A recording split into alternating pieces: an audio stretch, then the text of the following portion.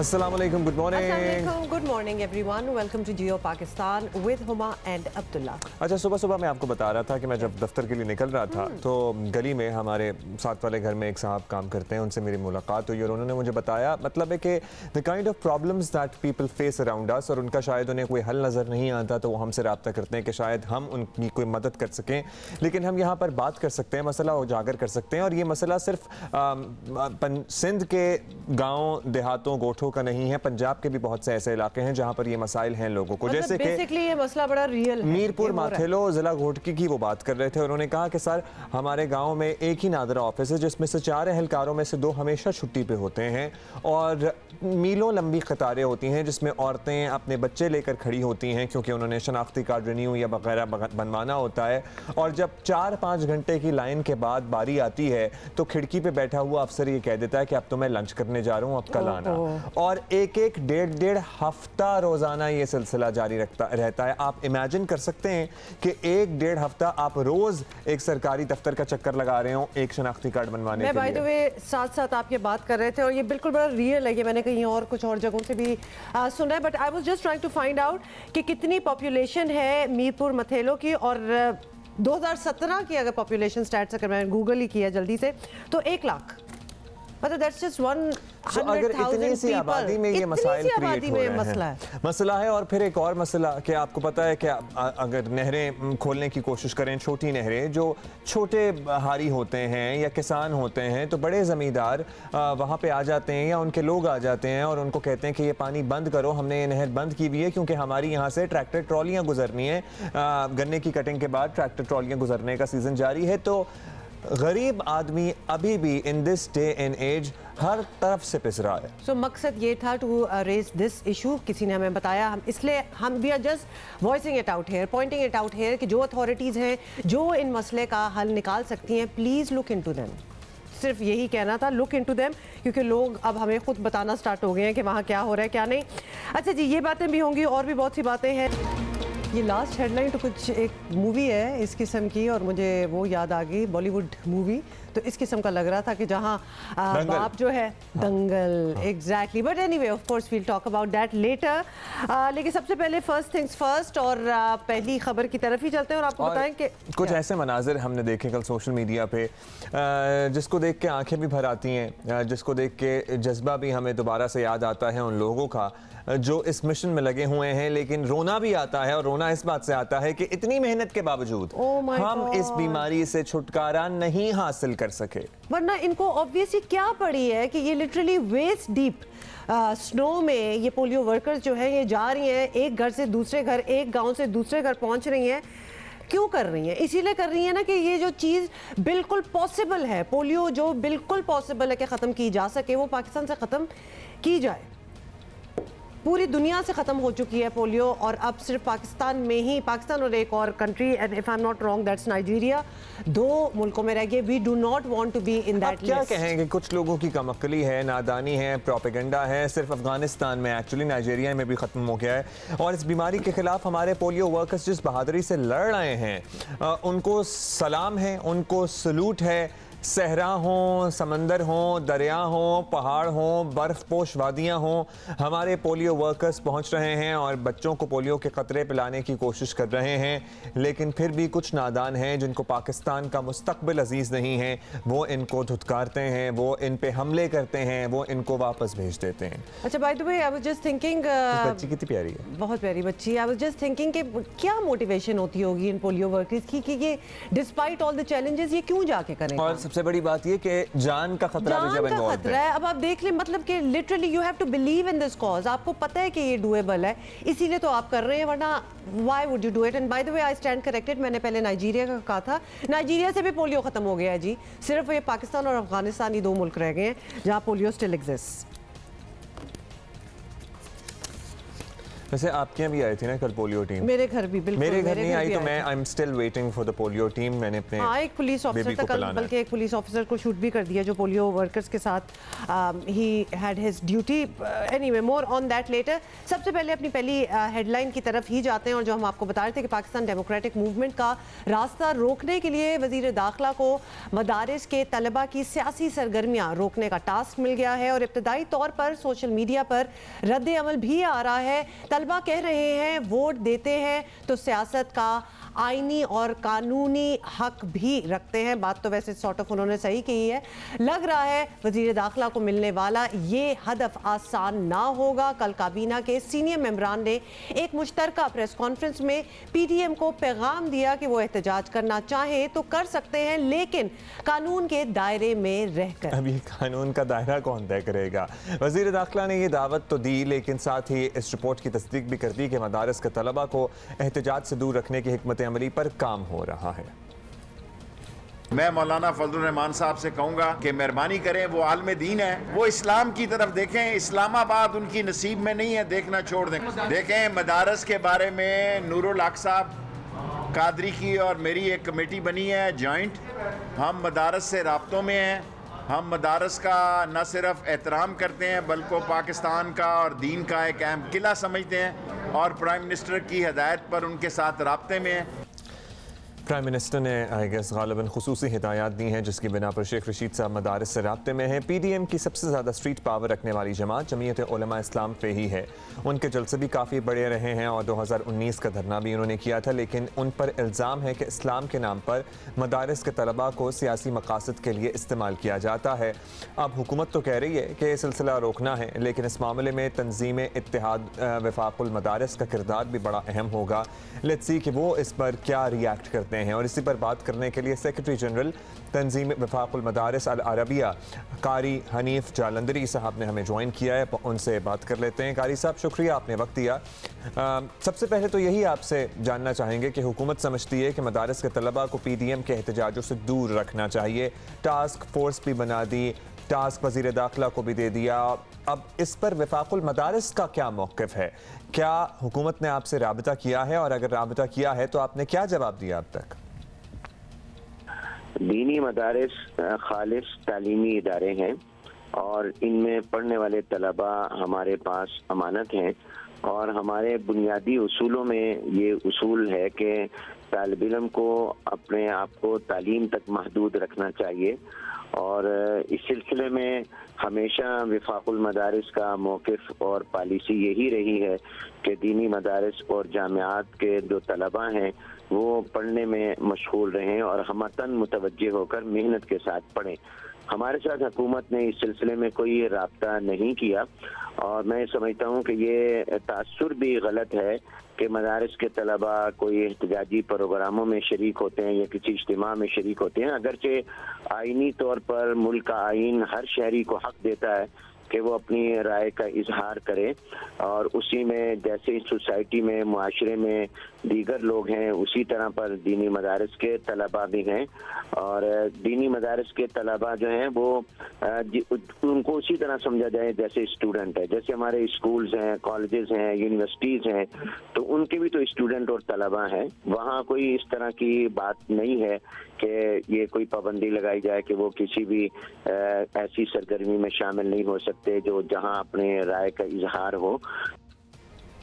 अच्छा कारी साहब, ये भी बताइएगा कि इससे पहले हम देख चुके हैं कि तहरीक लब्बैक हो या मिनहाजुल कुरान की तहरीक या कोई और सियासी कैंपेन्स हो, मदारिस की तलबा वहाँ भी मौजूद थे। तो क्या आपकी नज़र में सियासी सरगर्मियों में मदारिस की तलबा की शिरकत जो है वो जायज़ है या नहीं? देखिए, आप ने जो हवाला दिया तो वो मुल्क के अंदर ऐसे बहुत से इज्तिमात हुए, ऐसे बहुत से जुलूस हुए जिनमें मदारिस के तलबा बिल्कुल भी उसमें शरीक नहीं हुए। अगर हुए भी तो उनकी तादाद आटे में नमक के बराबर है। और बाकी मैंने आपको पहले भी अर्ज़ किया और अब भी अर्ज़ करता हूँ कि मुल्क के आइन के एतबार से किसी शहरी को भी आपके अपनी राय के इजहार से नहीं रोक सकते। कारी साहब, अगर हुकूमत की जानिब से फैसला कर लिया जाता है कि मदारिस के तलबा को किसी सूरत जल्द से जल्द जुलूसों, रैलियों, धरनों वगैरह में नहीं जाने दिया जाएगा, तो आप लोगों का क्या रद्द अमल है इस पर? आपकी तंजीम में इस सिलसिले में मुशावरत हुई है, किस तरह से रिएक्ट करेंगे? देखिए, पहली बात तो यह है कि हुकूमत कोई भी फैसला करे तो उसको ये चाहिए कि जितने भी मुतल्लका फरीक हों उनसे मशवरा करे, उनसे मुशावरत करे। हमारे साथ ताहाल इस सिलसिले में वफाकी वज़ीर दाखिला ने या हुकूमत के किसी और जिम्मेदार ने कोई राब्ता नहीं किया। करेंगे तो हम इन पर इंशाल्लाह मुशावरत करेंगे।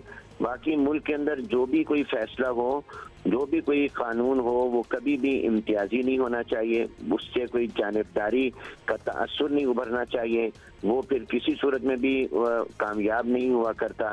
जो भी कानून हो, वो जो भी फैसला हो, वो तमाम के लिए हो। और मैं ये बात पहले भी कह चुका हूँ कि पाकिस्तान में तालीमी इदारे, दीनी मदारिस जहाँ हैं, वहाँ दीगर तालीमी इदारे भी हैं, स्कूल भी हैं, कॉलेज भी हैं, यूनिवर्सिटियाँ हैं। तो क्या स्कूल, कॉलेज, यूनिवर्सिटीज़ के तलबा भी एहतजाजी जलसों में, जुलूसों में, धरनों में, प्रोग्रामों में शरीक होते हैं? यानी क्या उन पर भी किसी किस्म की कोई कदगन लगाने का इरादा हुकूमत रखती है? शुक्रिया कारी हनीफ साहब हमारे साथ मौजूद थे। और बेसिकली जब किसी भी यूनिवर्सिटी, कॉलेज, स्कूल के स्टूडेंट को ये कदगन, ये पाबंदी नहीं है कि वो जलसे जुलूसों या सियासी एक्टिविटी में हिस्सा नहीं ले सकता। माशाल्लाह पीटीआई के अपने धरने में कितने स्टूडेंट्स होते थे और इनकी तो स्ट्रीट पावर थी ही स्टूडेंट्स। तो फिर मदारिस के तलबा को भी ये नहीं कहा जा सकता कि वो ना किसी जलसे या एहतजाज या धरने में शरीक हों। हर एक की अपनी मर्जी होनी चाहिए। और ये तो एक स्पेशल आप सिर्फ उन बच्चों के लिए निकाल लेंगे क्लॉज, या तो सारों के लिए करें तो then it would make sense. वैसे that wouldn't make sense either. Never make sense. Actually that wouldn't make sense either. लेकिन एटलीस्ट ये इम्तियाजी सुलूक वाली बात होगी। एक चंक को क्यों आप टारगेट कर रहे हैं? हाँ। अच्छा जी, so this is something नौजवानों के ज़हन में जमहूरी अख्तार कैसे पनपेंगे अगर आप इस किस्म की पाबंदियों की बात करेंगे? उनको जाने दें, वो किसी भी जलसे में जाएं, वो मुख्तलिफ लोगों का मौक़िफ़ सुनेंगे। आपका जलसा होगा, वो आपके जलसे में आएंगे। तो पाबंदियां तो वैसे एक्चुअली अभी जो स्टूडेंट्स के कितने एहतजाज चले हैं पिछले एंड ऑफ लास्ट ईयर, तो उन पे क्या क्या नहीं हुआ, कितने अरेस्ट हुए हैं। तो students also have their grievances and they are the future of the country. तो उनको भी पार्टिसिपेशन का पूरा मौका मिलना चाहिए और स्टूडेंट्स को खुद पता होना चाहिए कि ये किस तरह पीसफुल पार्टिसिपेशन होनी चाहिए। तो that is the onus is on them for that. भाई वो उनके जलसे में भी जाएंगे, वो आपके जलसे में भी जाएंगे, उसके बाद वो फैसला कर लेंगे। सो एनीहाउ अभी हम जरा आगे बढ़ेंगे और ये वो वाली बात जिन बच्चियों का हमने जिक्र किया था टॉप स्टोरीज में, खुद भी वैसे तो खिलाड़ी हैं लेकिन किसी वजह से अपने ख्वाब पूरे ना कर सके। ये कहानी सुनी लग रही है, देखी भी लग रही है, लेकिन हकीकत है ये कहानी। फिर ख़वातीन को मर्दों से कमतर समझने वाले माशरे में अपनी बेटियों की ट्रेनिंग की और आज वो नाम रोशन कर रही हैं। बिल्कुल जी, ये कहानी किसी बॉलीवुड फिल्म की नहीं जिस तरह हमें डेफिनेटली लग रहा है। जेलम के इलाके दीना के कबड्डी खिलाड़ी मुसव्वर हुसैन की है और मुसव्वर को ज़ख्मी होने के बाद अपना खेल छोड़ना पड़ा, लेकिन उन्होंने पूरी तवज्जो दी अपनी बेटियों की ट्रेनिंग पर। तो बेटियों का नाम है जी सुनैना और सानिया मुसव्वर। एथलेटिक्स के मैदान में दर्जनों मेडल समेट चुकी हैं और ये ख़ानदान समझता है कि अगर हुकूमत थोड़ी सी मदद करे तो वो बैनुल अक़वामी सतह पर भी मिसाली परफॉर्मेंस जो है वो दिखा सकती हैं। We have no doubt about that, क्योंकि अब हम अपने इर्द गिर्द इतना टैलेंट देख चुके हैं कि हमें यकीन है इस पे भी। लेकिन फिर भी देख लेते हैं जी, हमारे नुमाइंदे हैं डॉक्टर सोहेल इम्तियाज़ और उनके पास पहुंचे, उनका रूटीन देखें, उनसे मुलाकात की है। Let's watch this. इस वक्त मौजूद हूँ जेहलम ज़िला की तहसील दीना के नवाई गांव बरवाली में, जहां पे जेहलम की एक नौजवान खिलाड़ी जो है इस वक्त थर्ड ईयर की स्टूडेंट है। हमारे साथ मौजूद है सुनैना मुसव्वर, जिसने खेलों के मैदान में अपना नाम रोशन किया है ज़िली लेवल और डिवीज़न के लेवल पर, और पंजाब लेवल में भी बहुत सारे मेडल्स जीते हैं इसने। हमारे साथ सुनैना मौजूद है, बताइए। सबसे पहले तो मैं यहाँ पे ट्रेनिंग की सबसे ज़्यादा ज़रूरत है, क्योंकि हम लोग एक छोटे से गांव में रहते हैं, यहाँ पे ट्रेनिंग की सबसे ज़्यादा दुश्वारी है और डिस्ट्रिक्ट लेवल में हमारे साथ कोई इस तरह का तावन नहीं हो रहा। और मेरे पापा ही मुझे ट्रेनिंग करवाते हैं। हमारे पास छोटा सा ग्राउंड है, फुटबॉल ग्राउंड, जहाँ पे बॉयज़ खेलते हैं। वो शाम को ट्रेनिंग करते हैं और मैं सुबह को वहाँ पे जाकर अपनी ट्रेनिंग करती हूँ एथलेटिक्स की। मैंने अपनी बहन को देखा जब वो खेलती थी, तब मुझे भी शौक़ हुआ कि मैं भी स्पोर्ट्स करूँ ताकि मैं भी पाकिस्तान का नाम रोशन कर सकूँ। हमारी बेटियाँ लड़कों से कम नहीं हैं, जितना लड़के काम कर सकते हैं उससे ज़्यादा लड़कियां भी काम कर सकती हैं। तो मुझे फ़ख्र है अपनी बेटियों पे कि इन्होंने जो स्पोर्ट में हिस्सा लिया है, तो हमारा भी सर फख्र से ऊंचा कर दिया। झेलम की 2 बहनों ने स्पोर्ट्स के मुख्तलिफ शोबा से ट्रॉफियाँ और मेडल्स हासिल करके वालिदैन का सर फख्र से बुलंद कर दिया और ज़िला झेलम का स्पोर्ट्स की दुनिया में नाम रोशन किया। कैमरा टीम के साथ doctor Sohail Imtiaz Khan, Geo Pakistan, Jhelum. Thank you doctor Sohail. और भाई हम we are so proud of these girls, लेकिन अभी भी इन्हें बहुत कुछ करना है क्योंकि इनमें करने की सलाहियत मौजूद है। इन्हें किस चीज़ की ज़रूरत है? इन्हें गाइडेंस की ज़रूरत है, इन्हें बेहतर फैसिलिटीज़ की ज़रूरत है, इन्हें बेहतर ट्रेनिंग की ज़रूरत है। मेडल्स की माशाल्लाह दुकान लगी हुई थी, और बेसिक से एग्जैक्टली वही मैं देख रही थी, बेसिक से बहुत ज़्यादा दे ऑलरेडी नो, वो जो कॉन्फिडेंस है ना कि आई कैन डू इट, वो बच्चियों में प्रॉपर भरा हुआ है। But of course they need more avenues. तो ये दिखाने का मकसद भी यही होता है कि however in whatever capacity can help, तो ज़रूर हेल्प करें। माशाल्लाह हमारे बच्चे कहाँ पहुँच जाएंगे। मतलब कल हमने वो एथलेटिक्स की बच्ची को बिठाया हुआ था, देन हर एवेन्यू में हमारे बच्चे जो हैं वो आगे, but they need a little push and को भी सलूट है कि आपने इस तरह से अपनी बच्चियों की ट्रेनिंग पर तवज्जो दी। और आजकल जहां लोग बेटों पे भी ये तवज्जो नहीं दे पाते, वहां आपने उनको बेटों से कम नहीं समझा और उन पे मेहनत करते रहे। That is so true। आपको बताएं कि हुकूमत पंजाब के वादे के मुताबिक आज लाहौर से कचरा साफ हो जाने का दिन है, और लेकिन इसके आसार जो है वो बिल्कुल नज़र नहीं आ रहे, और डेडलाइन आज रात तक की है, ये भी आपको याद दिला दें। हम ये बात और करते हैं जितनी बार हमने उनसे बात की और कितनी बार बात की है over the past week 10 days, और हर बार यही कहा है कि ये तो काम होने वाला है, इसके बारे में आप फिक्र बिल्कुल ना करें। 15 दिन से मेरा ख्याल है हम यही सुन रहे हैं। हाँ। पहली बात। दूसरी बात ये है कि जब हम ये बात करते हैं तो हमें कोई खुशी नहीं होती ये बात करते हुए, या हम एंटरटेन नहीं हो रहे होते, हमें बड़ा दुख होता है क्योंकि पाकिस्तान में चंद ही शहर ऐसे हैं जिनके बारे में हम पूरी दुनिया के सामने फ़ख्र से कह सकते थे कि ये शहर साफ़ हैं, जैसे कि इस्लामाबाद हो गया, बड़े शहरों की अगर बात करें, और लाहौर हो गया, कराची में तो आपको पता ही है कचरे का मसला अज़ल है और अब तक रहेगा। और ये भी एक बात बताएं, ये बड़ी मेहनत से हुआ था, ये नहीं कि हमेशा साफ होता था, ये बड़ा काम हुआ, इस पे बड़ा सिस्टम बनाया गया, और उसके बाद से तसलसल से सालों गुजर गए और सफाई रहती थी। अब हमें दुख ये है कि it seems like we are going back to that time जब ये सफाइयाँ नहीं होती थी।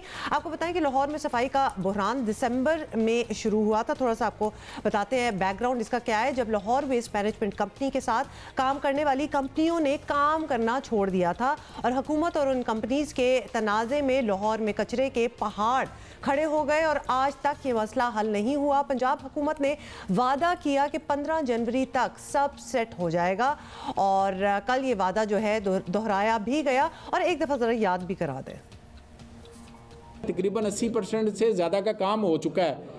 इसका बैकलॉग जो है वो कल रात तक हम ज़ीरो कर देंगे, फिर उसके बाद रोज़ाना की बुनियाद पर जो गार्बेज इकट्ठा होगा वो रोज़ाना जाएगा। मीनवाइल जो वर्कशॉप से गाड़ियाँ ठीक होने जा रही हैं वो इंशाल्लाह ठीक होके आ जाएंगी, फ्लीट पूरा हो जाएगा तो एक आराम से बन जाएगा सिस्टम। लाहौर में गुज़श्ता कई बरसों से सफाई सुथराई का काम बड़े मुनज़्ज़म तरीके से हो रहा था, लेकिन आज वज़ीर तजारत व सनत कचरा उठा रहे हैं। शहरियों का कहना है कि तुर्क कंपनियों पर एतराज़ात थे तो कोई मुतबादिल तैयार होना चाहिए था पहले से। अगर उनका कॉन्ट्रैक्ट भी ख़त्म होने वाला था तो सो क्यों रहे थे ये लोग? महीनों से एक तैयारी अल्टरनेटिव सिस्टम की होनी चाहिए थी। कोई एम्प्लॉई हो, घर का कोई मुलाजिम हो, कुछ भी हो, आपको पता है कि 2 दिन में जा रहा है या 1 हफ्ते में जा रहा है, तो आपको क्या आप उसके जाने के बाद डिसाइड करेंगे कि क्या करना है, या उससे पहले बड़े टेंडर के लिए या इतने बड़े निजाम के लिए आप 20 दिन पहले शुरू करेंगे काम करना? और ये अगर कोई एक्सप्लेनेशन दे रहा है ना, जो ये सारे दे रहे हैं, दैट इज सो मतलब लेम। बिल्कुल, मतलब ये तो आपको इस जॉब पे करना ही नहीं चाहिए काम if you don't know how to do it. अच्छा, शहरियों की तो जाहिर है बस यही दरखास्त है कि सफाई सुथराई कर दें, उनका शहर, उनके गली मोहल्ले जैसे पहले साफ होते थे वैसे ही साफ होने चाहिए। उम्मे फरवा हमें ज्वाइन कर रही हैं लाहौर रेलवे स्टेशन के करीब ब्रांडत रोड से।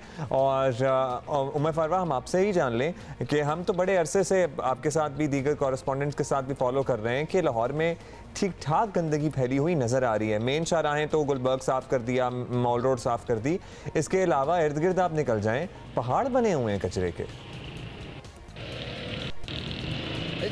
जी बिल्कुल ऐसा ही है, और ये कचरे की सूरत हाल ख़राब होना शुरू हुई थी गुज़श्ता साल से, क्योंकि गुज़श्ता साल से ट्रैक्टर्स जो थे उनका कॉन्ट्रैक्ट 2 दफ़ा एक्सटेंड किया गया था। और जब उन लोगों का एक्सटेंड किया गया, उनको पेमेंट नहीं हुई तो उन्होंने कई दफ़ा हड़तालें भी की और यही कि लाहौर शहर जो है गुज़श्ता साल ही गंदा नजर आया, लेकिन चंद महीनों में तो बहुत ही बुरी सूरत हाल है, जिसके बाद से आप देख रहे हैं कि लाहौर जो है कई महीनों से हमें जगह जगह गली मोहल्लों में, मार्केटों में, बाज़ारों में कचरा ही कचरा नज़र आ रहा है। उसकी वजह यह है कि सबसे पहले तो लाहौर वेस्ट मैनेजमेंट को ये प्लानिंग करनी चाहिए थी कि लाहौर शहर का ये जो कंपनियां हैं इनका कॉन्ट्रैक्ट ख़त्म हो रहा है, जिनको हमने 2 दफ़ा एक्सटेंड किया था, उसको प्लानिंग करते कि किस तरह से इनके कॉन्ट्रैक्ट ख़त्म होने के बाद हमने शहर को साफ रखना है। लोगों ने इस हवाले से कोई प्लानिंग नहीं की। पिछले साल में 3 दफा चेंज हुआ। चेयरमैन ने जब देखा कि इदारे की सूरत हाल बहुत ज्यादा खराब है तो वो खुद उसने इस्तीफा दे दिया। उसके बाद से चेयरमैन भी लेट लगाया गया। तो इस इदारे में अभी तक इतनी नाकिस प्लानिंग की गई है जिसकी वजह से शहर जो है जो कि साफ सुथरा होता था, जिसकी मिसालें दी जाती थी, वो दूसरा बड़ा शहर जो है वो गंदा हो गया। हर चीज की जिम्मेदारी जो है वो डलती है पिछली हुकूमत पे। एक जो कल प्रेस कॉन्फ्रेंस हुई थी इसी हवाले से, उसका क्लिप भी अभी हम शेयर करते, जिसमें दोबारा से वही बात दोहराई जा रही थी। बेसिकली इन अ नटशेल पूरा ब्लेम जो है वो पिछली हुकूमत में डाला जा रहा हो। इसका पिछली हुकूमत से क्या लेना देना, जरा आप बताएं कि ये मतलब 2 साल तो हो चुके हैं नई हुकूमत को भी, ये कचरे वाला मामला तो 1 महीना इन्होंने ऑब्वियसली खुद ही रिन्यू नहीं किया कॉन्ट्रैक्ट, या किसी और को कॉन्ट्रैक्ट नहीं दिया, तो ये किस तरह हो सकता है किसी और को ब्लेम किया जाए, या फिर हम गलत समझ रहे हैं? जी असल में ये जो दोनों कॉन्ट्रैक्टर कंपनियां थी इनके साथ पिछले साल ही कॉन्ट्रैक्ट खत्म हो गया था। 2 दफा एक्सटेंड किया गया था और जब 2 दफा एक्सटेंड किया गया था तो इन्होंने कहा था कि हम लोकल कंपनीज को जो है कूड़ा उठाने का ठेका देंगे। होना तो ये चाहिए था कि पिछले साल ही लोकल कंपनियों को ठेका, लेकिन कहीं पे भी टेंडर जारी नहीं किया गया। और यही वजह है कि ये जो अब इस वक्त शहर हमारा गंदा नजर आ रहा है, उसकी रीजन यही है। अगर लोकल पहले ही बिडिंग शुरू हो जाती तो उस पर ये काफी हद तक हमारा शहर साफ हो सकता था। एक्सटेंड कर रहे हैं यानी कि ग्रेस पीरियड पे चल रहे हैं कॉन्ट्रैक्ट्स, तो मतलब है कि उसके बाद ये जब ये इनके तर्जुमान आके वजाहतें देते हैं ना कि टर्किश कंपनियों ने 20 दिन पहले ही कॉन्ट्रैक्ट खत्म होने से काम बंद कर दिया था, तो ये इंतहाई फजूल बात लगती है। ऑन एयर ठीक है कर दिया था, चले 20 दिन थे ना, 20 दिन का एक ब्रेक होता, उसके बाद क्या हुआ? मतलब आपने उसने काम बंद किया और आपने ये नहीं सोचा कि आगे क्या करना है, आप बस रोना स्टार्ट हो गए अभी तो मेरा ख्याल है किसी को नया टेंडर भी जारी नहीं हुआ। लोकल कंपनियां रातों रात तो नहीं बन जाएंगी। This is a complete system that needs to be in place कचरा उठाने के लिए। अच्छा उम्मे फरवा, आपसे हम ये पूछ लें, आपकी कोई वादा किया है कि आगे क्या करना है, मतलब ये सिलसिला अब आगे किस तरह बढ़ेगा? जी अभी तो जो सीईओ लाहौर वेस्ट मैनेजमेंट है, अब तक तो पहले तो यही दावे करते रहे कि लाहौर शहर साफ हो जाएगा। पहले तो इनके पास मशीनरी नहीं थी, फिर इन्होंने अदालत में जाकर ये जो कॉन्ट्रैक्टर कंपनियां थी उनसे मशीनरी ली है, और वो जो मशीनरी थी वो 10 साल से इस्तेमाल हो रही थी, जिसमें से तकरीबन 30 से 40% जो गाड़ियां थी वो चल रही थी, बाकी सब बेकार पड़ी हुई थी, वो खराब हो चुकी थी, जिन्हें मुरम्मत की जरूरत थी। अदालत के थ्रू इन्होंने अब मशीनरी ली है, जिसमें से अब तकरीबन वजीर सनत और तिजारत के मुताबिक 60% इस वक्त मशीनरी काम कर रही है, जबकि बाकी 30% मशीनरी जो है उस पर मुरम्मत अभी हो रही है। अब वो मशीनरी आएगी, उसके बाद अभी वो मशीनरी कितने % सही काम कर सकेगी ये तो बात की बात है। अब ये कूड़ा हुकूमत उठाएगी या किसी प्राइवेट कंपनी को, या लोकली ढूंढ रहे हैं लोग, अभी तक ढूंढ ही रहे हैं ये लोग, अभी फिल वक्त जो है लोकल भी ढूंढ रहे हैं। और इसमें इन्होंने एक आध दफा कोशिश भी की है कि जो जिनके साथ कॉन्ट्रैक्ट खत्म हुआ था उन सफाई कंपनियों के साथ मिलकर फिल वक्त जो है कचरा उठा लिया जाए। उनको इन्होंने मुज़ाकरात के लिए भी बुलाया, इनको टेबल पे बुलाने, लेकिन उन्होंने मुज़ाकरात जो है मुज़ाकरात नहीं की। उन्होंने कहा कि अब हम आपके साथ मजीद काम नहीं करेंगे, वो करना भी नहीं चाहिए फ्रैंकली कर रहे हैं। अच्छा बुज़दार साहब वैसे किधर रहते हैं, वो गुजरते हैं इन जगहों से, उनका कोई कंसर्न है लाहौर शहर से? जी बिल्कुल, यहाँ से वो अक्सर औकात अचानक दौरे करते भी हैं, लेकिन चूंकि उन्हें पिछले दिनों कोरोना हुआ था इस वजह से तो उस तरह से वो एक्टिव नजर नहीं आ सके। लेकिन उन्होंने 2 दफा नोटिस किया ये कचरे का, जब हम बारहा दिखा रहे हैं कि शहर में कितना कचरा पड़ा हुआ है। शुक्रिया आपका।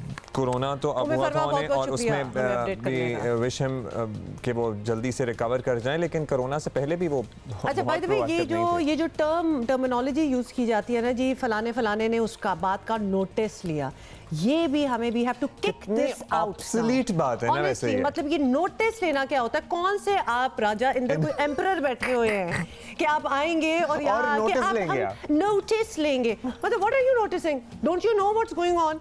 We are not the only one. हमारे शो पे भी ये बात हो रही है, हर शो पे ये बात हो रही है। ये कचरा is a clear present danger जो वहां पड़ा हुआ है पिछले पूरे ऑलमोस्ट 1 महीने से। मतलब आप अभी सर खुजाते रहे आप कहीं से आपको देख के लग रहा है कि ये लाहौर के मंजर।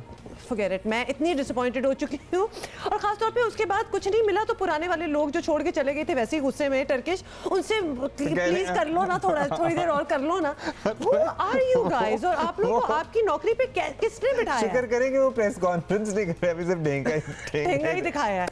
ठेंगे के अलावा भी कुछ दिखा सकते थे, but anyway this is sad. This is so sad.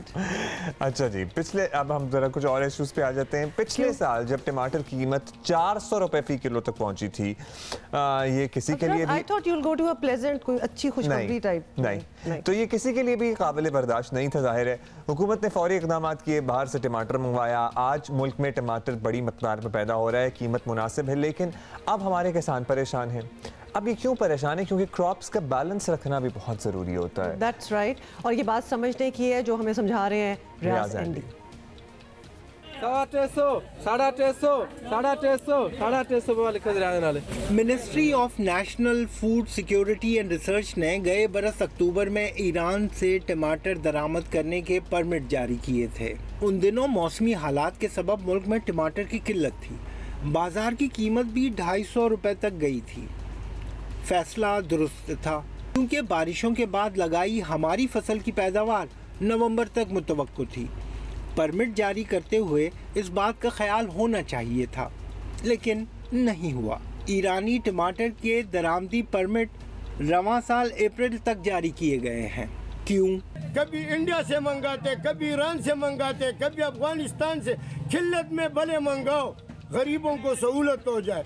किल्लत के बगैर तो अभी हमारा इतना टमाटर है कि गद्दे भी नहीं खाते। आज सूरत हाल ये है कि मुल्क में टमाटर की सप्लाई बढ़ती जा रही है और किसान को पैसा और बीज देने वाले व्यापारी की तशवीश भी बढ़ रही है। 1 एकड़ पर टमाटर लगाने का जमींदार का औसत खर्च 40 से 50 हजार रुपए है, लेकिन छोटे किसानों का खर्च 8 घंटे ट्रैक्टर किराए, बीज, खाद, स्प्रे और दीगर अखराजात के सबब 1,75,000 रुपए एकड़ तक पहुंचता है। 1 एकड़ तकरीबन 2.25 लाख तो तैयार होता है। किसान फसल बिकने पर ये उधार उतारता है, लेकिन रवां साल बारिशों ने इसके अखराजात बढ़ाए। वो परेशानी और थी, और अब इसकी फसल आने पर भी ईरानी टमाटर का आते रहना इसकी परेशानी को मल्टीप्लाई बाय 2 कर रहा है। Ministry of National Food Security and Research ने किस हिकमत अमली से ये इंतज़ाम किया है, ये तो वही बेहतर बता सकेंगे, लेकिन बज़ाहिर ये इंतज़ामी अहलियत और काबिलियत की एक और ज़िंदा मिसाल है। मिनिस्ट्री अगर टमाटर की सप्लाई का ये इंतज़ाम कर रही है तो वो मुल्क की फूड सिक्योरिटी का इंतज़ाम कैसे कर रही होगी? इस सवाल पर तशवीश तो है। मैं दोबारा गुजारिश करता हूँ इमरान खान से कि ईरान के टमाटर कल से बंद करे। प्रोग्राम जियो पाकिस्तान के लिए रियाज एंडी, जियो न्यूज़, कराची। तो बस वही ना कि फ़ैसले कर लिए, उसके बाद उन्हें रिव्यू कौन करेगा, उसके लॉन्ग टर्म असरात को कौन देखेगा। टमाटर इंपोर्ट करने की आपने इजाज़त दी, फिर जो लोकल टमाटर प्रोड्यूस हो रहा है, ज़ाहिर टमाटर जब इतना ज़्यादा हो जाएगा तो वो सस्ते दामों बिकेगा और उनकी कॉस्ट भी रिकवर नहीं होगी जो लोकली टमाटर प्रोड्यूस कर रहे हैं। So that was a little tribute for you। और अब ज़रा ज़्यादा प्रेजेंट चीज़ों पे आ जाते हैं, जैसे कि कोविड। और कोविड की वजह से स्कूल्स क्या फ्यूचर है, तालीमी इदारे खुलेंगे या इंतज़ार किया जाएगा? वज़राए तालीम आज हतमी फ़ैसला करेंगे। कोरोना की दूसरी लहर आने पर नवंबर में मुल्क भर के तालीमी इदारे फिर बंद करना पड़े थे और साथ ही ये ऐलान हुआ कि जनवरी में दोबारा जायज़ा लिया जाएगा। रवा माह के पहले हफ्ते में तमाम सूबों के वज़राए तालीम का इजलास हुआ, जिसमें 18 जनवरी से मरहलावार तालीमी इदारे खोलने का फ़ैसला हुआ। 18 जनवरी को 9, 10, 11, 12 वो क्लासें जिनका इम्तिहान होना है वो शुरू हो जाएंगी। 25 जनवरी से प्राइमरी से लेके 8वीं तक बाकी तालिब इल्म जो हैं वो 25 तारीख को स्कूल आना शुरू कर देंगे। 1 फरवरी को जितने भी हायर एजुकेशन के अदारे हैं, यूनिवर्सिटीज़ हैं, कॉलेजेस हैं, वो सारे जो हैं वो 1 फरवरी को खोल दिए जाएंगे। जो भी बोर्ड के इम्तिहानात मार्च या अर्ली अप्रैल में होने थे उनको मुलतवी किया जा रहा है और बोर्ड के इम्तिहानात अब मई और जून में होंगे। कोरोना की नई सूरत हाल को देखते हुए कल एक बार फिर वज़रा तालीम का इजलास हुआ। काफ़ी अरसे बाद फिर कोरोना केसेस एक दिन में 3000 से ज़ायद रिपोर्ट हुए हैं और वज़ीर तालीम पंजाब ने तो कह दिया कि अगर स्कूल खोले जाते हैं और कोरोना फैलता है तो फौरी तौर पर स्कूल बंद करना पड़ेंगे, which is again going to be a torture. वफाकी वज़ीर तालीम शफ़क़त महमूद ने अपनी राय महफूज रखी, आज वो अपना फैसला सुना देंगे। एक्चुअली हमें लग रहा था ना कुछ अरसे में कि कोरोना केसेस कम हो गए, लेकिन कल का फिगर हमने भी इस प्रोग्राम के आगाज़ में ही आपसे बात की थी और शेयर किया था कि अगेन 3000 से ज़ायद केसेस रिपोर्ट हुए थे, 46 डेथ्स कल रिपोर्ट हुई थी। वो जो डिक्लाइनिंग ग्राफ था ना वो दोबारा से ऐसा लग रहा था कि एक दफ़ा चढ़ गया है। और एक दफ़ा फिर आपको पता है ना कि हमारे स्टूडेंट जो हैं बड़े मुतहर्रिक हो जाते हैं, ट्विटर पे ख़ास तौर पे ट्रेंड्स भी चल रहे हैं और पहला ट्रेंड जो है दूसरे नंबर पे एक्चुअली पहला तो जुमे के हवाले से, दूसरा है जी क्लोज स्कूल्स नाउ। कहाँ से आ रहा होगा सोच लो पहले क्लोज्ड ही है भाई, क्यों पीछे ही पड़ गए हैं बच्चे, तो खुलने दो।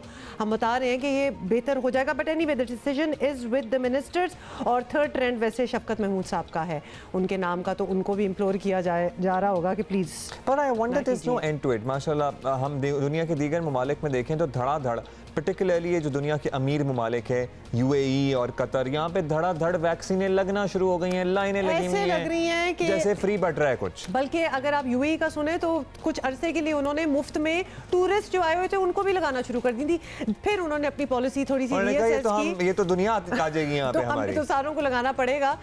तो उन्होंने टूरिस्ट को लगाना छोड़ दिए, लेकिन अपनी पॉपुलेशन को उन्होंने टोटली, मतलब एनीबडी एक्चुअली वी नो, हमें भी यही न्यूज़ मिल रही है कि सारों ने वैक्सीनेशन ऑलमोस्ट करवा ली है उधर। तो 3 मिनट का प्रोसेस है, कुछ भी नहीं आपसे पूछते, आप जाएं लाइन में लगे, वो आपको इंजेक्शन लगाते हैं आपका और आपको वैक्सीन लगा देते हैं, एक शॉट है, that's it. So it is happening हमारे यहाँ भी इंशाल्लाह वी कांट वेट कि ये जरा प्रॉपर तरीके से, हमारे यहाँ भी ये सिलसिला आने में काफ़ी टाइम लग जाएगा, बट हो जाएगा। अच्छा जी, पाकिस्तान दुनिया के उन चंद खुशकिस्मत ममालिक में से एक है जहाँ 4 मौसम हम बात कर रहे थे ना पाए जाते हैं, जब हम जानवरों की सेंचुरीज की बात कर रहे थे। हमारे यहाँ तो कुछ भी सर्वाइव कर सकता है, सहरा, समंदर, दरिया, मैदानी इलाके हैं, लेकिन पहाड़ी से लेकर पहाड़ी सिलसिले हर नेमत मौजूद है माशाल्लाह। पहाड़ी सिलसिलों में दुनिया के नायाब तरीन जानवर पाए जाते हैं। माहौलियाती तहफ़्फ़ुज़ के आलमी इदारे WWF ने वादी हुंज़ा में 50 साला हिमालया पहाड़ी बकरों की मौजूदगी की निशानदही की है और वहाँ की वीडियो की अक्सबंदी की है। क्या मतलब 50? ये 50 साल का बकरा है।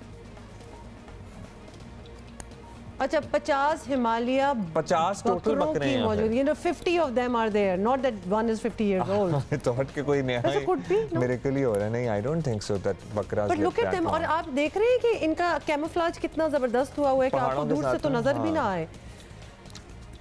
And that is perhaps how they survive। And you know, in this terrain, climbing up the peaks of the mountains। Yeah, yep।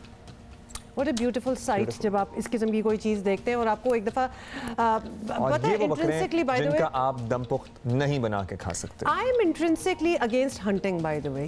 रहने दो इंसानों को। अच्छा जी, अच्छा स्कूल्स खुलने के बारे में बड़े सवालात आना शुरू हो गए हैं, दोबारा से एक बम्बार्डमेंट शुरू हो जाती है सोशल मीडिया, हमारे प्लेटफॉर्म्स पे कि आप बात करें। जनाब टू बी ऑनेस्ट मेरी ज़ाती राय ये है कि स्कूल्स खुलने चाहिए, क्योंकि जब सब कुछ खुला हुआ है तो कब तक स्कूल्स बंद रख सकते हैं। इससे भी बहुत सारे लोगों का रोजगार भी जुड़ा हुआ है, फॉर दैट मैटर कितने लोगों का जुड़ा हुआ है, आपका फ्यूचर जुड़ा हुआ है, और सबसे इम्पोर्टेंट तो ये। और ऑनेस्टली मतलब if you don't want to go to school, what do you want to do? क्योंकि ये फिर पता तो चल जाता है, ये नहीं कि आप खौफजदा हुए हैं कि जी SOPs नहीं फॉलो होंगे, कोविड फैला हुआ है, हम स्कूल नहीं जाएंगे। वैसे तो हर जगह आप जा ही रहे हैं, तो स्कूल में ही कोविड आके बैठ गए। Schools actually must reopen.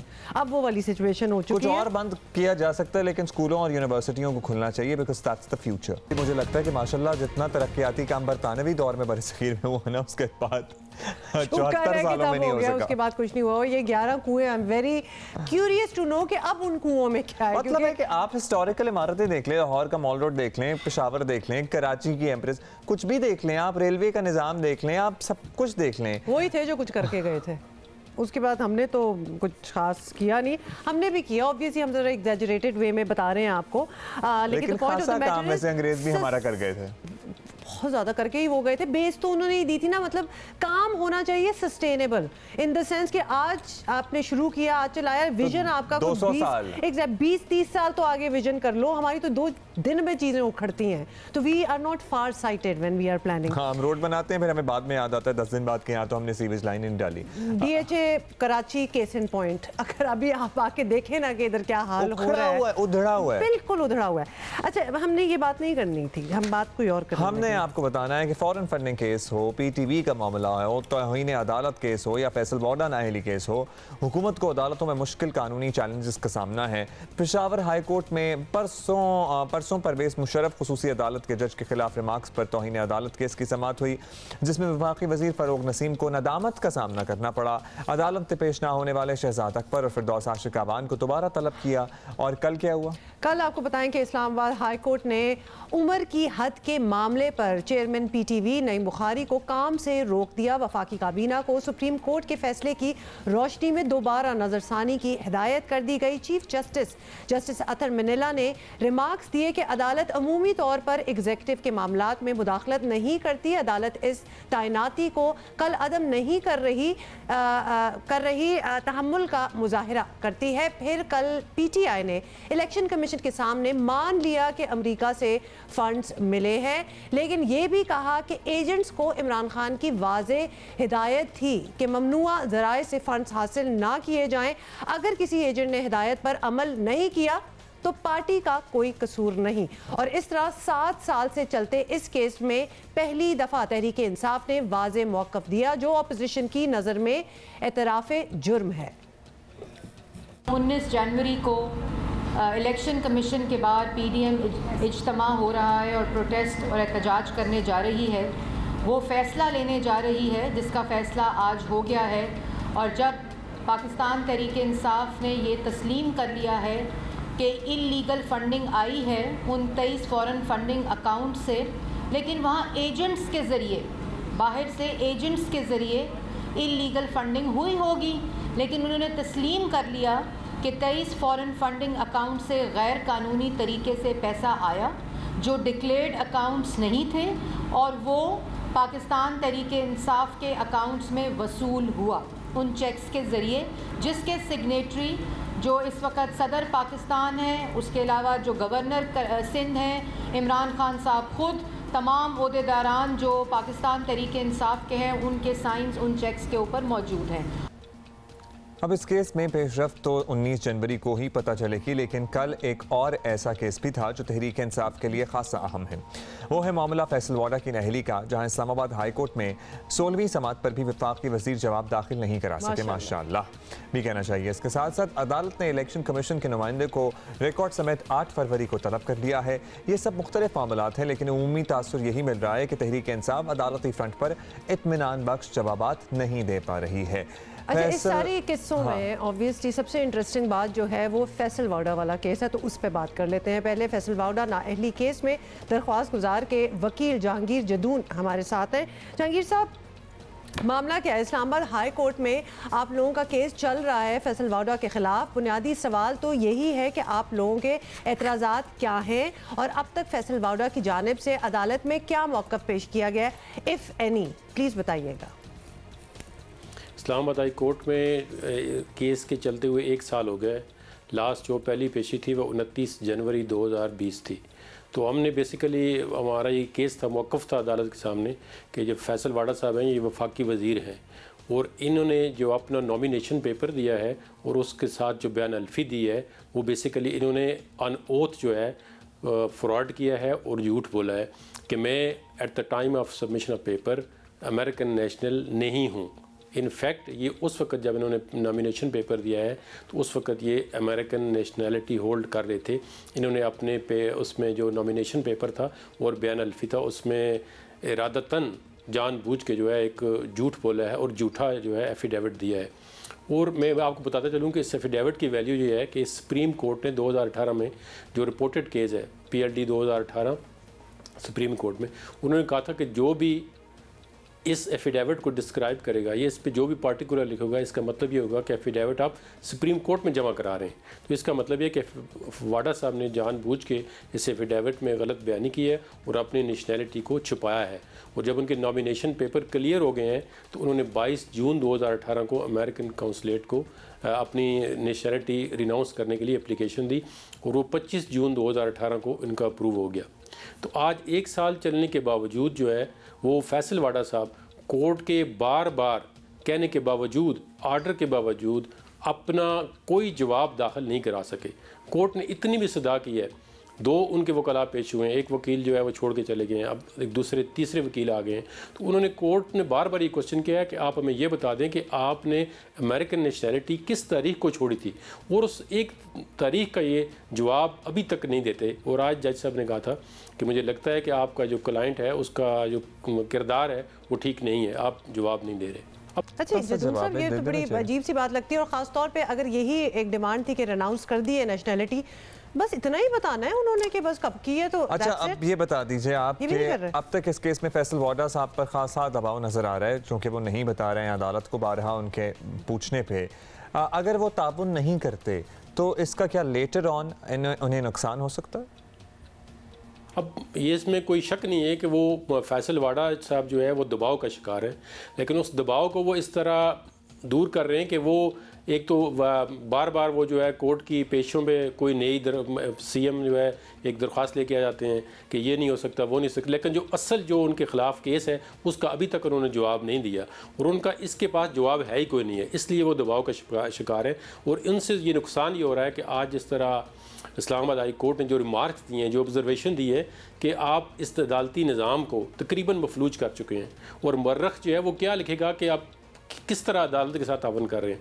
वो कला को बार बार जो है ऑनरेबल कोर्ट ने झाड़ा है कि आप भाई हमें सिर्फ एक चीज़ का जवाब देने के लिए 1 साल गुजर गया, आप नहीं दे रहे।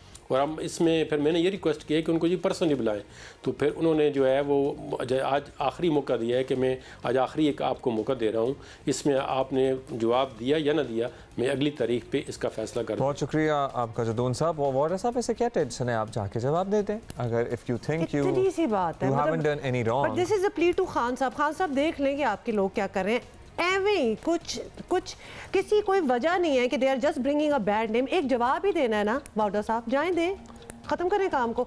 This will show you that you respect the law. अगर कुछ मतलब है कि खान साहब तो इनकी एक प्रेस कॉन्फ्रेंस नहीं सुन के उन्हें एक्शन ले लेना चाहिए। माशाल्लाह जो इनका अंदाज़ा गुफ्तार है and the way he communicates and the way he acts and anybody who brings a bad name to what you stand for, Khan Saab, anybody who brings a bad name to what you stand for should be dealt with right there and then। अभी वाडा साहब तो 1 साल से लगे हुए हैं और ये अभी भी लगता है कि he is not interested, he does not respect the law. ये तो साफ, it's very apparent. Interesting research हुई है जिसके बड़े मुस्बत नतीजे जा सकते हैं अगर वाकई इसमें फाइंडिंग्स को इम्प्लीमेंट किया जाए। पाकिस्तान आबादी के लिहाज से दुनिया का 5वां बड़ा मुल्क है, 22 करोड़ की आबादी है और यहाँ कमोबेश 70 ज़ुबानें बोली जाती हैं। तालीम के फ़रोग के लिए काम करने वाली मिसाली तंजीम TCF ने यही देखते हुए एक तफसीली रिसर्च की और हुकूमत को तजवीज़ किया है कि मकामी ज़ुबानों में तालीम की पॉलिसी लाई जाए ताकि ज़्यादा से ज्यादा लोग इससे मुस्तफीद हो सकें। और क्या हुआ, और आपको बताएं कि कल ही ये बड़ा तफसीली पेपर जो है वो आया और इस पर बात करने के लिए हमें द सिटीजन्स फाउंडेशन से हमारे साथ मौजूद हैं TCF के एग्जीक्यूटिव वाइस प्रेसिडेंट रियाज कामलानी साहब। रियाज साहब बहुत बहुत शुक्रिया, हमें आपने ज्वाइन किया है। It makes perfect sense. अगर कोई लेमैन भी सोच रहा हो कि अगर किसी को पढ़ाना है और कोई दूर दराज इलाके भी है, कहीं भी हो, तो it should start with their own language. बिल्कुल जी, एब्सोल्युटली। और हमारे मुल्क में जहाँ तालीम का जिक्र होता है तो अक्सर उन बच्चों का जिक्र होता है 2.25 करोड़ का जो स्कूलों में नहीं है, मगर अक्सर जो बात सामने नहीं आती वो 3.25 करोड़ बच्चे हैं जो स्कूलों में हैं मगर जो सीख नहीं रहे। उनकी एक बड़ी अक्सरियत का अगर सर्वे किया जाए, और उस तरह के सर्विस हुए हैं जो ये बताते हैं कि 5वीं जमात का बच्चा जो है वो दूसरी का मवाद कुछ आधा जानता है। तो अगर 5वीं का बच्चा दूसरी का मवाद आधा जानता होगा तो आप तसव्वुर कर सकते हैं कि 5वीं का बच्चा 5वीं का मवाद कितना जानता है। और उसकी एक बहुत बड़ी वजह है ज़बान।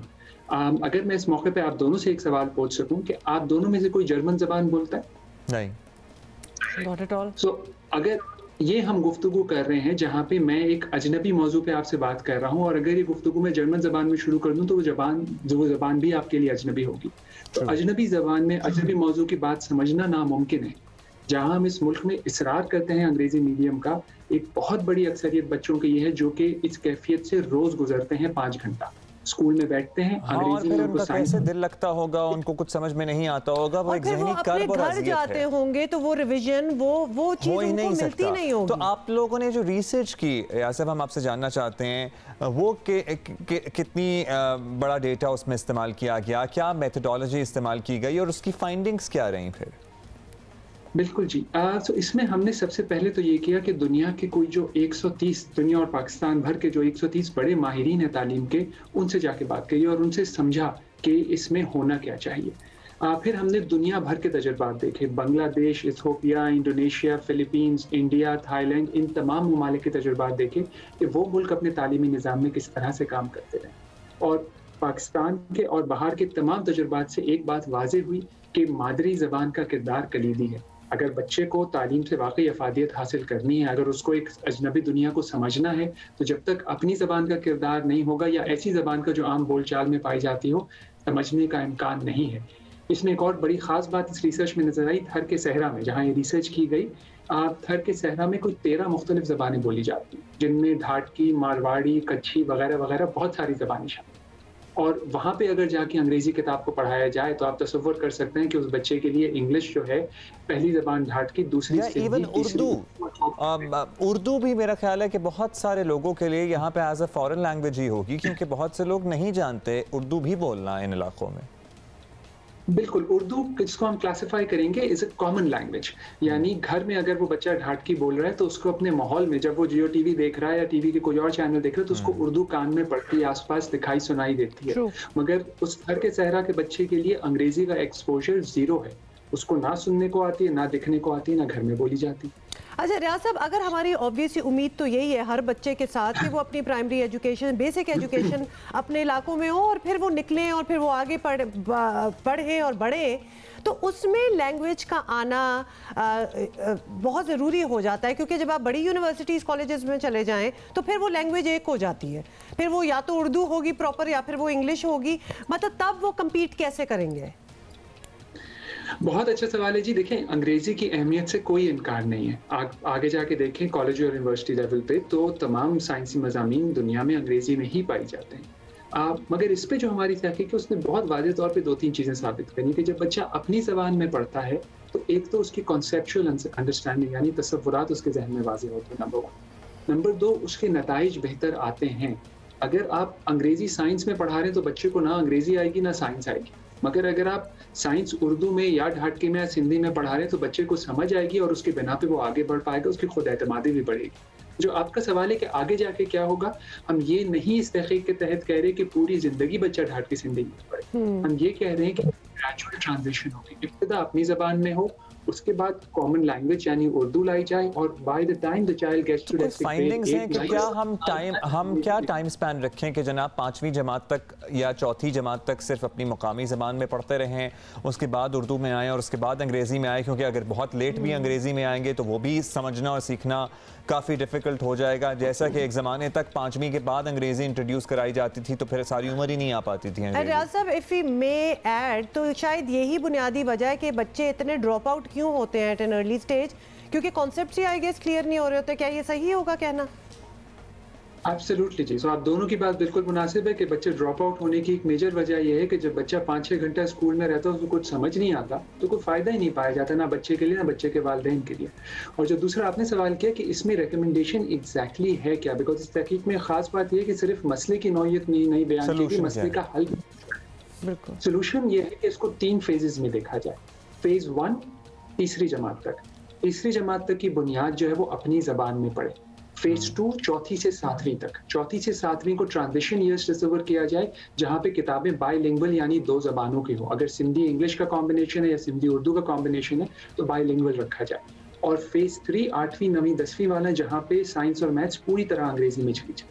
तो ये 3 फेजेस के तहत, और उसमें एक और ख़ास बात है कि अंग्रेज़ी को एज ए लैंग्वेज शुरू से पढ़ाया जाए, यानी पहली दूसरी जमात से शुरू किया जाए, ताकि इससे पहले कि अंग्रेज़ी साइंस पढ़ाने की ज़बान बढ़े, बच्चा कम से कम 6 साल तक इंग्लिश को एज ए ज़बान पढ़ चुका। अच्छा रियाज साहब, आप लोगों ने इस बात का कोई एक्सपेरिमेंट भी किया या सिर्फ एक्सपर्ट्स से बात करके ये नताइज अखज़ किए हैं?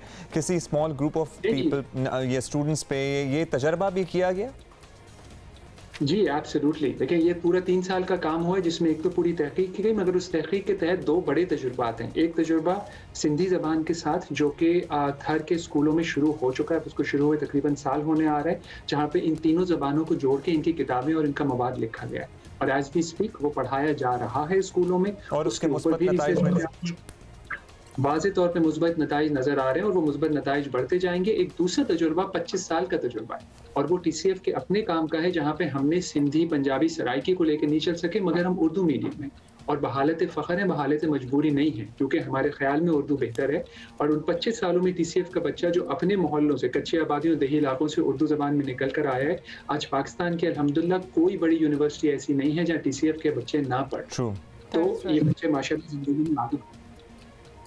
अच्छा रियाज साहब, वेरी क्विकली, आपकी ये फाइंडिंग्स, आपका ये एक्सपेरिमेंट, सब कुछ ठीक है, रिसर्च भी है और काफ़ी टाइम भी लगाया गया है।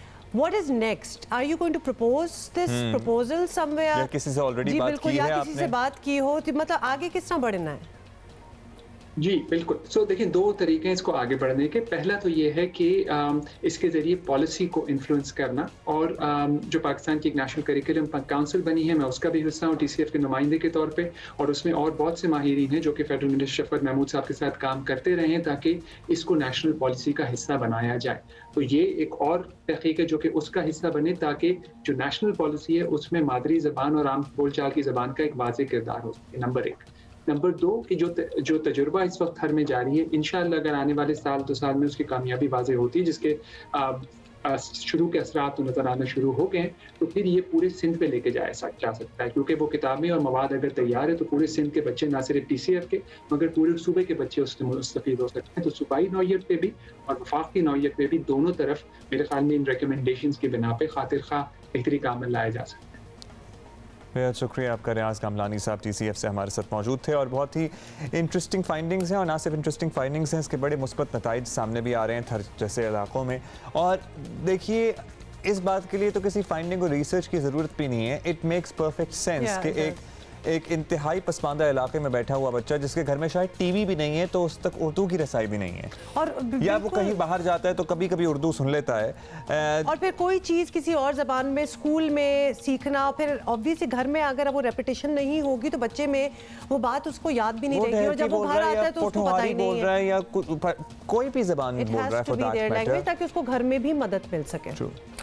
आपको बताएं कि पोलियो के खिलाफ जंग लड़ने वाले फ्रंट लाइन वर्कर्स पर फिर हमला नजर आ रहा है कि मुल्क से इस खतरनाक बीमारी का खात्मा हो साजिशी अनासिर को मंजूर नहीं। कितनी सैड बात है। वैसे ताज़ा तरीन हमला आपको बताएं कि ये हुआ है करक में, जहां पोलियो टीम को सिक्योरिटी देने वाले पुलिस एहलकार को शहीद कर दिया गया। मतलब बेचारा वो तो सिक्योरिटी दे रहा था, और इस वक्त पोलियो के खात्मे के लिए मुल्क गिर मुहिम चल रही है, और कमोबेश 3 लाख पोलियो वर्कर्स इस अजीम इंसानी खिदमत पर मामूर हैं। इनकी हिफाजत के लिए सिक्योरिटी एहलकारों की तादाद इसके अलावा है, और हुकूमत भी ज़ाहिर संजीदा है इस मुहिम को लेकर। इसी पर बात कर लेते हैं। इमरजेंसी ऑपरेशन सेंटर पर पोलियो खैबर पख्तूनख्वा के कोऑर्डिनेटर अब्दुल बासित साहब, बहुत शुक्रिया बासित साहब। करक में पोलियो टीम पर हमले का ज़ाहिर है बड़ा ही अफसोसनाक वाक़या हुआ है, लेकिन ये पहला नहीं है। We can just hope and pray के आखिरी हो। उसके बाद सूबे में पोलियो मुहिम को आगे बढ़ाने के लिए क्या इक़दाम आप लोगों ने सोचे हैं या किए हैं? बहुत शुक्रिया जी, थैंक यू। ये वाकई बड़ा ही अफसोसनाक वाक़या पेश आया है करक में पोलियो कैंपेन के दौरान। आपको याद होगा कि लास्ट ईयर भी इस तरह के लॉ एंड ऑर्डर के कुछ मसाइल हमें पेश आए थे, तो कैंपेन रोकना जो है वो तो बिल्कुल ऑप्शन नहीं है। कैंपेन उसी तरह चल रहा है जिस तरह के चल रहा था पहले से। अलबत्ता हम बहुत ज़्यादा शुक्रगुजार हैं IG साहब KP के उन्होंने वाक़या का नोटिस लिया है, और उन्होंने करक में जो सिक्योरिटी की पोजीशन है उसको बीफ अप किया है, और मज़ीद जो है नफरी भी बढ़ा दी है करक में। तो कैंपेन इंशाल्लाह जारी है, और सिक्योरिटी को बढ़ा दिया गया है, और कैंपेन इंशाल्लाह इंशाल्लाह इसी तरह ज़ोर शोर के साथ चलती रहे। अच्छा अब्दुल बासित साहब, ये भी बताएं कि ये हमें पता है कि नए साल की पहली पोलियो मुहिम है, तो इसलिए इंतहाई अहम भी है, क्या टारगेट रखे गए हैं? हमारे इस दफ़ा का जो टारगेट है वो कोई 68 लाख के करीब हमारे बच्चे हैं जो कि वैक्सीनेट हो रहे हैं इस कैंपेन के दौरान। 30,000 के करीब हमारी टीमें हैं और कोई 60,000 के करीब हमारा पर्सनल है जो कि डिप्लॉय हुआ है फील्ड में। और ये इस साल का बिल्कुल आपकी बात बजा है, पहली कैंपेन है, हमारे लिए बहुत इम्पॉर्टेंट है। 2020 का साल जो था वो केपी के लिए बहुत अच्छा साल था पोलियो एरेडिकेशन के हवाले से। हमने कोई 76% की रिडक्शन रिकॉर्ड की है। हमारे केसेस 93 थे 2019 में और 2020 में वो कम हो के 22 हो गए हैं। हमारी इंशाल्लाह कोशिश रहेगी कि इसको एब्सोल्यूट ज़ीरो पर रखें और 2021 पे हम कोई केस इस पूरे साल में रिपोर्ट ना करें। तो sir good targets. Abdul Basit साहब बहुत बहुत शुक्रिया हमसे बात करने का। इतना मेहनत का काम है और उसके बावजूद अभी हमने आपको याद है पिछले घंटे में बर्फ़ में गुजरते हुए उनकी तस्वीरें दिखाई थी पोलियो वर्कर्स भी, और उसमें लोग इनको मारने के पीछे तुले हुए हैं। मुझे तो इस बात की समझ नहीं आती कि ना पोलियो हमने कतरे डलवाने हैं अपने बच्चों को, अपने लिए तो नहीं निकल रहे, इनको कोई लाखों रुपए तो नहीं मिल रहे इस जॉब के। क्या मिल रहा है इनको? मतलब व्हाई वुड समबडी इवन इतनी तकरीबकारी की आपके दिमाग में सोच कैसे आए कि ना इनको पोलियो के कतरे पिलाने देंगे बच्चों को और ना जीने देंगे? मेरा ख्याल है कि ये साजिशी अनासर हैं। टू बी ऑनेस्ट ये मुल्क दुश्मन अनासर ऐसी हरकतें कर रहे हैं। हाँ, ये जो इस मुल्क में रहते हैं वो शायद ना कर सकें ऐसा। अच्छा जी, जाते जाते हम आपको ये भी बताना चाहते हैं कि कल का दिन तारीखी होगा क्योंकि जनूबी अफ्रीका की क्रिकेट टीम 14 साल बाद पाकिस्तान के दौरे पर आ रही है। सो विशिंग ऑल 2 टेस्ट होंगे जी और 3 T20 होंगे और आज टीम का ऐलान भी कर दिया जाएगा। बिल्कुल, Mohammad Wasim chief selector, he will be announcing the team. इंशाल्लाह we see you on Monday.